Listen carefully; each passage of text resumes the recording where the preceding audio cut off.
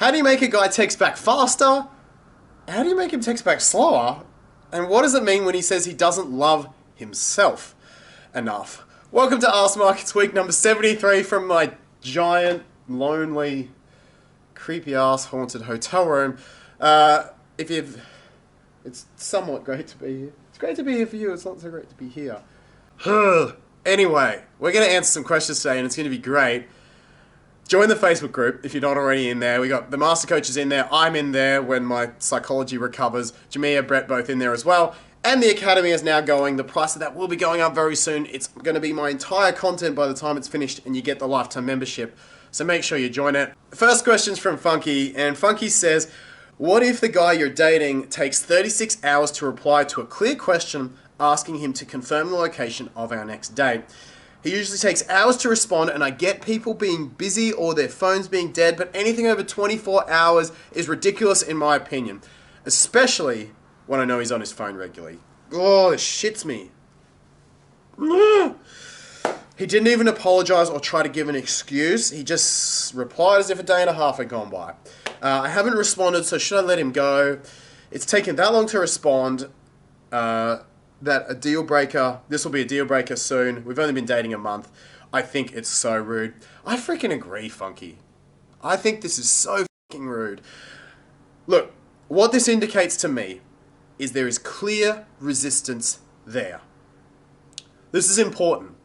Often that resistance is not even known from that person. Okay? I've had this done to me.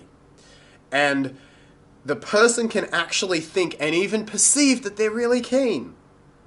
This is what's so confusing and effed up about the situation, is that the person is like, hey, I like this person. And then there's just subconscious stuff that stops them replying for 36 hours. You know it because rather than the usual flaky 36-hour, 48-hour BS, you get a really nice text at the end of 36 or 48 hours, often an apologetic one. So there's resistance there, Funky. I think you want to put your standards in place with this one. I wrote a couple of texts you can use. Start with your playfuls. So you go, my God, you're a useless replier. I almost booked something else. Next time you take that long, you're missing out. That's a good little text. If you can manage to catch him in person, call him on it.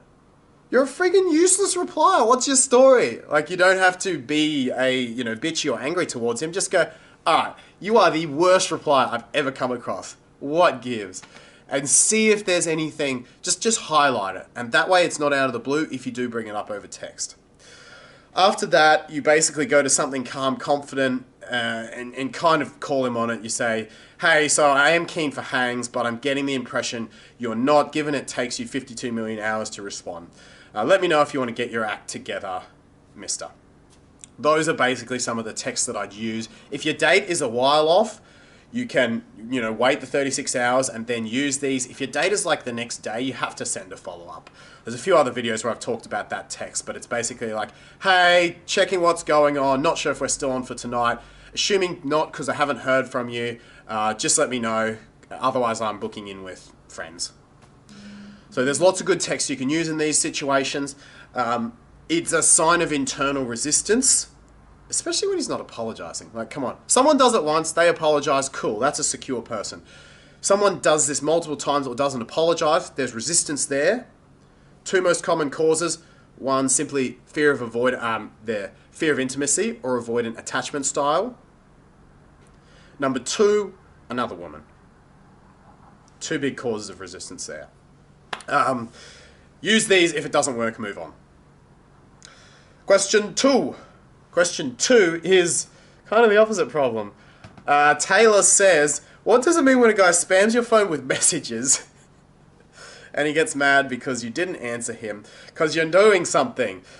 Means you have a life, Taylor, and he doesn't. That's basically what it means. Either that or you guys use your phone in very different ways. I think it's awesome that you're doing something that you put your phone away. I think that's an essential habit for living in this modern era, is the ability to not just put your phone away to, I guess, showcase that you do have other priorities, but simply for your own mental health. Having that thing taking your priority and attention all the time, airplane mode is a gift, man. You can let him know. You can literally say, hey, I don't text that often. I usually text before or after work. If you want to give me a call, you can. Take it or leave it, basically. That's the language you use. Slightly softer language than that. That's the essential message that you're communicating. Good question, Taylor. Good question. It's all the texting today. Until now, Savannah says, what if you're both happy, but your partner felt as though they couldn't love themselves enough to love you? Savannah, this is a toughie. And it sounds like you could be dealing with depression here, possibly a lot of anxiety. Savannah, if he gets this belief in his head, then a lot of men simply run with it and they push you away. And in many cases, there's nothing you can do about it. You've got to keep going about your life. You've got to keep doing the things that both a great partner would do and your great self would do. That is keeping up your own activities, keeping up your own interests, keeping him as attractive as possible, and then supporting him through that. So, I don't know what the investment is. You haven't given details. Obviously, if you've been with this man 5 years and you're married, this is going to be very different to a 2-month thing. Right, you're going to stick around that person a lot longer. The best thing you can do is encourage him to get help, encourage him to explore it with a psychologist or a counselor, go along with him. And if he's not willing to do that and he's adamant on pushing you away, you have to let him. This is really a self-esteem, depression issue, and it's something he has to fix with or without you. It's not your sole problem to solve. In fact, it's not your problem to solve. Thank you for the questions. We got one more. We got this isn't a question at all. It's just Vima. Vima says, I think Mark is a victim of the 10 texts not to send to guys. I've been a victim of a few, and they suck. If you don't know what I'm talking about, go and watch that video. I have been a victim of several of those. Just don't text them. The texting culture is killing me. The breakup text, that number one. Fortunately, I've never been a victim of that. Don't break up with someone over text. I had a woman once almost try, and I knew where this was going, and I said to her, Name, if you're going to reject me, you do it over the phone.